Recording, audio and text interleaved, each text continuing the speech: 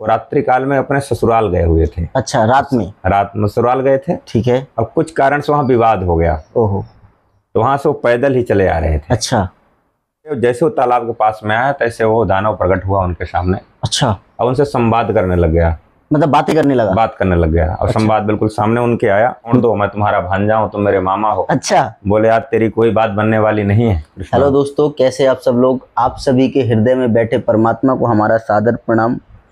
आज हम महाराज जी से जानेंगे भूतों के बारे में। क्या सच में भूत होते हैं या नहीं होते हैं? क्या है भूतों की कहानी? हमने कई बार ऐसा देखा है कि भूत पकड़ लिया, भूत ने पटक दिया, भूत ने ये कर दिया, वो कर दिया, उसके सर पे आ गया, उसके ऊपर आ गया, इसके ऊपर आ गया। तो क्या है सच भूतों का? तो आज हमें महाराज जी बताएंगे कि क्या है भूतों की कहानी। ठीक है। राधे राधे। राधे राधे सभी को। जय श्री कृष्णा, जय श्री राधे। मैं आपको बताना चाहूँगा, ये जो भूत के बारे में लोग कहते हैं जी, भूत होते हैं जी, जिसकी अकाल मृत्यु होती है। जी। जिसके भगवान ने जब जन्म दिया उसके साथ मृत्यु लिख दिया, आप इतने वर्ष तक इस पृथ्वी लोक में रहेंगे। जी बिल्कुल।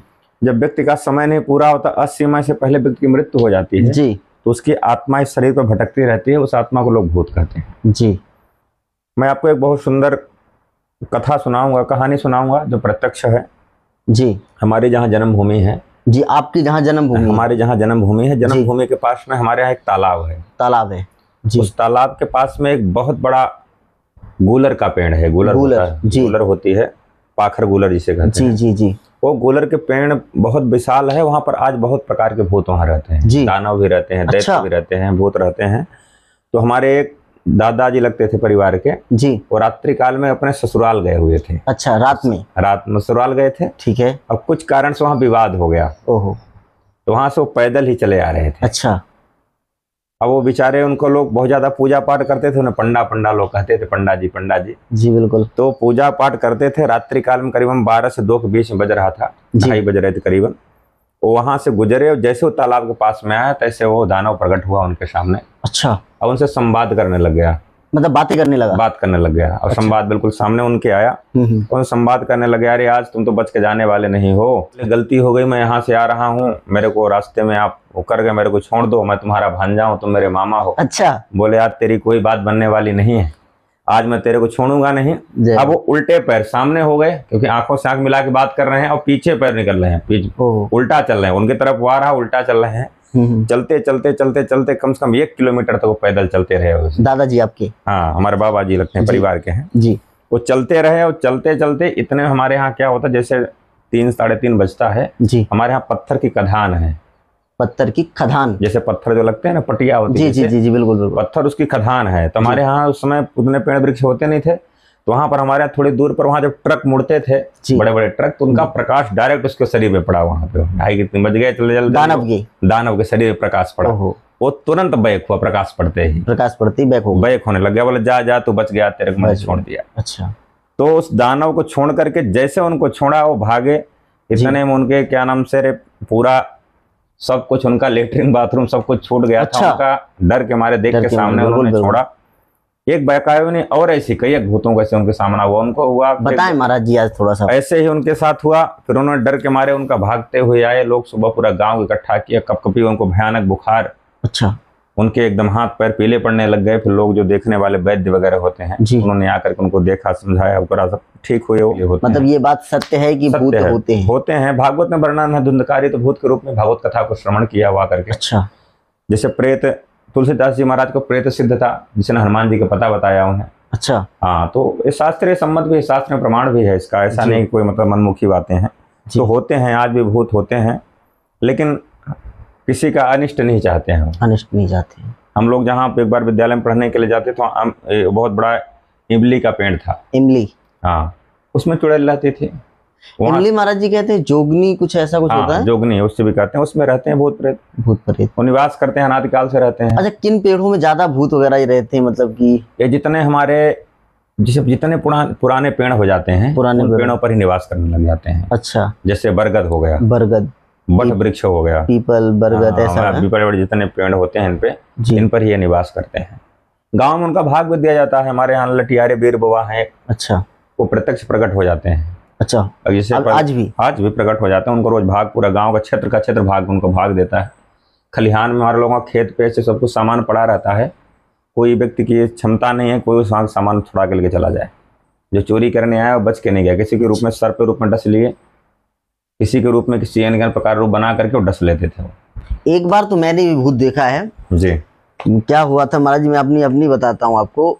मैं यहाँ पे रहता था रामनगर कॉलोनी में। जी जी जी। आपके उधर पीपल वाले घर पे वहाँ रहता था। तो मैं रात को सो रहा था, करीब 12 साढ़े 12 बजे की बात है। मैं बहुत गहरी नींद में था। बिल्कुल। और गर्मी का मौसम था, तो कभी कभी हम क्या करते हैं, गर्मी में छत पे चले जाते हैं। तो मैं छत पे ही सो रहा था और सोते सोते पता नहीं अचानक से मुझे सपना आया। घर के सामने बिल्कुल बड़ा पीपल का पेड़ था। हाँ था, मैं देखा तो उस पेड़ में एक आवाज आ रही थी, बहुत भयानक, मतलब ऐसा लग रहा था कि बहुत तूफान आ रहा है, जबकि ऐसा कुछ नहीं था। केवल मुझे ऐसा लग रहा था कि बहुत तूफान आ रहा है। बिल्कुल। तो मेरी अचानक से नींद खुली, तो मुझे पीपल के पेड़ के ऊपर बहुत बड़ी डाल में एक वाइट सा कपड़ा पहन के ऐसा कुछ, मतलब साफ चेहरा दिख रहा था, धुंधला सा, साफ नहीं नजर आया। लेकिन अचानक बहुत विशाल, मतलब क्या बताऊं आपको, मैं अभी भी मुझे डर लगने लगा। विशाल मतलब कि वाइट कपड़े पहन करके उसमें डाल पे बैठा हुआ एक आदमी मुझे दिख रहा है, और मैं उसे देख रहा हूँ, वो मुझे देख रहा है। बिल्कुल। और छत पे कोई नहीं, घर पूरी फैमिली नीचे, मैं छत पे, गर्मी का मौसम था, मैं ऊपर लेटा हुआ था। तो मैं जैसे देखता हूँ कि ये कौन है, इस टाइम पे कौन चढ़ा हुआ है पेड़ के ऊपर, तो मुझे ऐसा लगा कि मैं थोड़ा सा आवाज करूं। मेरी आवाज बंद हो गई महाराज। मेरी आवाज में अंदर से चीख रहा हूँ, लेकिन बाहर मेरी आवाज नहीं आ रही है। ऐसा मतलब देख के इतना डर गया। 2 मिनट बाद फिर मैं लेटा था, मैं उसे देख रहा हूँ, डर गया। मेरे रोटे, ये सारे रोमे खड़े हो गए मेरे, इतना ज्यादा मुझे डर लग गया कि मैं थोड़ी देर के लिए बिल्कुल आंख बंद करके लेटा रहा। इतने में से नीचे से मम्मी ने आवाज दी कि क्या हुआ। तो ऐसे मेरी नींद खुली। जब मैंने ऊपर देखा तो फिर मुझे कुछ नहीं दिखा। फिर मैंने ये बात आकर घर पे मम्मी को बताई नीचे आकर के कि ऐसे ऐसे हुआ। तो मम्मी ने मुझे समझाया कि इस पेड़ में होता है, पीपल के पेड़ में, बबूल के पेड़ में, बरगद के पेड़ में, इनमें भूत का साया होता है। जो आत्माएं हैं ये रहती हैं, भूत होते हैं, ऐसा नहीं भूत नहीं होते हैं, लेकिन हर जगह नहीं पाए जाते हैं। तो ये हमें महाराज जी कोई नुकसान नहीं पहुंचाते हैं? जैसे नहीं, कोई नुकसान नहीं पहुंचाते। तो फिर ये जैसे मेहंदीपुर बालाजी लोग जाते हैं, मतलब परेशान करते हैं? नहीं, कोई बाहर का भूत इनको नहीं लगता है। अच्छा।